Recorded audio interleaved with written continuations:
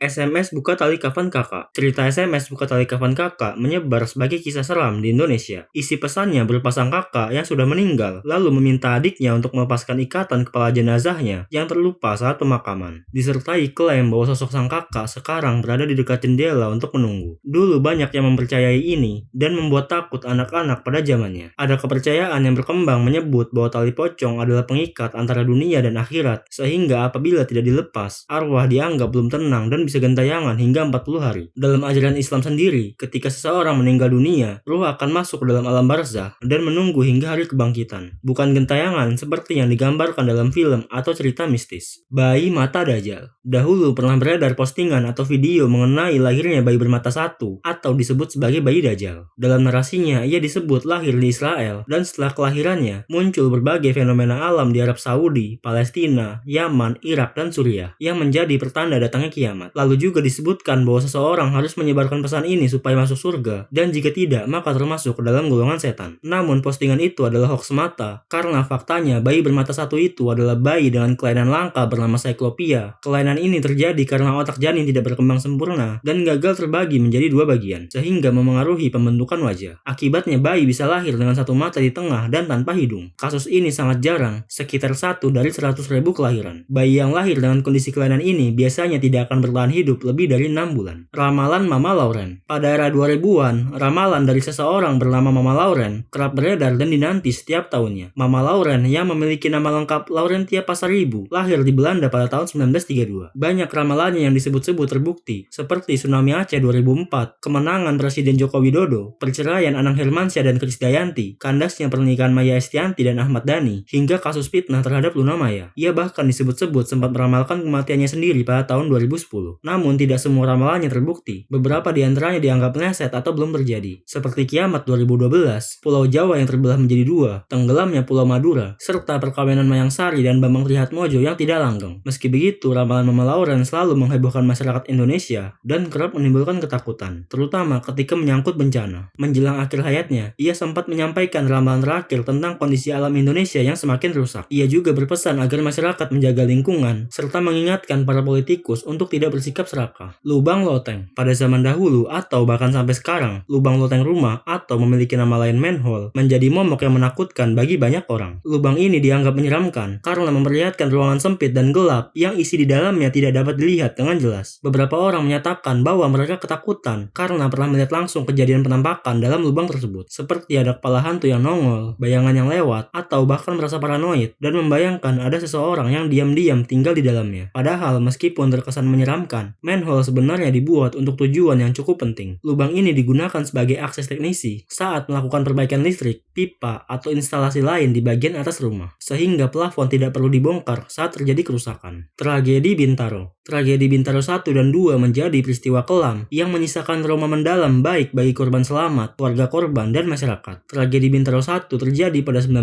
Oktober 1987 di daerah Pondok Betung, Bintaro, saat dua kereta dari arah berlawanan bertabrakan di jalur tunggal. Penyebab utamanya adalah kesalahan komunikasi dan kelalaian petugas stasiun dalam memberikan izin jalan kepada kereta. Tabrakan terjadi sangat keras hingga beberapa gerbong hancur dan saling menumpuk. Sebanyak 139 orang meninggal dan ratusan lainnya luka-luka. Proses evakuasi korban yang penuh darah sempat diliput media secara luas melalui koran dan televisi. Sedangkan tragedi Bintaro 2 terjadi pada 9 Desember 2013 saat KRL jurusan Serpong Tanah Abang menabrak truk tangki Pertamina bermuatan 24.000 liter bensin di perlintasan Pondok Betung, Bintaro. Berbeda dengan tragedi Bintaro 1, kecelakaan ini melibatkan kereta dengan truk tangki yang menerobos palang pintu. Setelah tabrakan terjadi, gerbong depan kereta langsung terbakar dan beberapa menit kemudian terjadi ledakan besar. Rekaman asap hitam, api besar, serta kondisi gerbong wanita yang terguling menjadi gambar yang terus diputar media saat itu, di mana 7 orang meninggal dan puluhan lainnya luka-luka. Fear Factor. Fear Factor menjadi salah satu acara TV yang cukup membekas bagi banyak orang pada awal 2000-an karena konsepnya benar-benar kerasa ekstrim dan menjijikkan. Acara ini awalnya berasal dari Amerika Serikat dan tayang di Indonesia lewat Trans TV, RCTI, hingga RTV. Versi Indonesianya sendiri juga pernah dibuat dengan hadiah untuk pemenang sekitar 50 juta. Isi acaranya menampilkan peserta yang harus melewati tantangan berbahaya dan memicu rasa takut, mulai dari bergelantungan di ketinggian, dikubur hidup-hidup bersama hewan seperti ular atau serangga, sampai memakan bagian hewan yang menjijikkan. Beberapa episode bahkan dianggap ada yang terlalu ekstrim, sampai menuai kontroversi di luar negeri, seperti minum jus dari tikus yang di blender memakan bangkai hewan, memerah susu kambing dengan mulut, dan lain-lain. Karena sering ditonton saat malam hari bersama keluarga, acara ini akhirnya melekat sebagai salah satu tontonan yang memicu rasa takut dan fobia pada masa kecil. On the Spot malam Jumat. On the Spot merupakan acara majalah berita dan hiburan yang tayang di Trans 7 semenjak tahun 2008. Namun setiap malam Jumat biasanya acara ini menayangkan segmen horor yang sangat menyeramkan dibandingkan biasanya. Tema yang dibahas pastinya hal-hal yang mengerikan, seperti penampakan hantu, boneka seram, rumah angker, alien, kiamat, hingga mitos-mitos mengerikan yang juga diiringi dengan backsound yang mencekam. Biasanya anak-anak waktu itu menontonnya setelah pulang ngaji atau menjelang tidur. Banyak yang mengaku setelah menonton jadi takut untuk ke kamar mandi sendirian atau bahkan mengalami mimpi buruk. Coraline. Film Coraline dirilis pada tahun 2009 dan diadaptasi dari novel karya Neil Gaiman. Ceritanya mengikuti seorang anak perempuan bernama Coraline yang menemukan pintu rahasia di rumah barunya. Pintu itu mengarah ke dunia lain yang tampak lebih menyenangkan, dengan versi lain dari orang tuanya yang disebut Other Mother dan Other Father. Namun semua karakter di dunia itu memiliki mata berupa kancing, bukan mata manusia. Awalnya dunia itu terlihat sempurna karena Coraline mendapatkan perhatian dan hal-hal yang tidak ia dapatkan di dunia nyata. Masalah muncul ketika Other Mother meminta Coraline tinggal selamanya di sana dengan syarat menjahit kancing pada matanya. Tokoh ini kemudian berubah menjadi makhluk menyerupai laba-laba yang mencoba menjebak Coraline. Pada masanya banyak anak yang merasa takut pada konsep tersebut, terutama gambaran mata kancing dan sosok dari Other Mother. Nomor telepon merah. Pada era SMS sekitar akhir 2000-an, sempat beredar teror bahwa seseorang bisa meninggal hanya karena mengangkat telepon dari nomor berwarna merah. Pesan berantai itu menyebut nomor seperti 0666 atau 0866 merupakan telepon santet yang bisa membuat korban tewas, kerasukan, bahkan HP dapat meledak. Isu ini menyebar sangat cepat lewat SMS, Yahoo Messenger, dan Facebook. Banyak anak dan remaja saat itu benar-benar takut menerima panggilan dari nomor tidak dikenal, apalagi jika panggilannya muncul pada malam hari. Pesan tersebut biasanya juga ditambah ancaman seperti sebarkan ke temanmu atau keluargamu akan jadi korban berikutnya, sehingga membuat orang panik dan langsung memforwardnya. Namun faktanya isu itu adalah hoax. Polisi, pengamat telematika Roy Suryo, dan berbagai media menjelaskan bahwa secara teknologi hal itu tidak mungkin terjadi. Nomor telepon tidak bisa membunuh seseorang hanya lewat panggilan atau warna tulisan di layar HP. Bau bunga melati. Bau bunga melati sering menjadi ketakutan orang-orang bahkan sampai sekarang karena sejak lama dikaitkan dengan kemunculan hantu perempuan. Dikatakan apabila tercium aroma melati yang sangat kuat pada malam hari atau di tempat sepi, maka di sekitar ada kuntilanak yang sedang hadir. Kepercayaan ini terus-menerus diulang dalam film, cerita rakyat, hingga obrolan sehari-hari, sehingga banyak orang terus percaya bahwa mencium aroma melati memang pertanda adanya kuntilanak yang sedang mendekat. Namun fenomena ini sendiri memiliki penjelasan medis, yaitu kondisi bernama pantosmia atau juga disebut bau hantu, di mana pengidapnya dapat mencium bau yang sebenarnya tidak ada.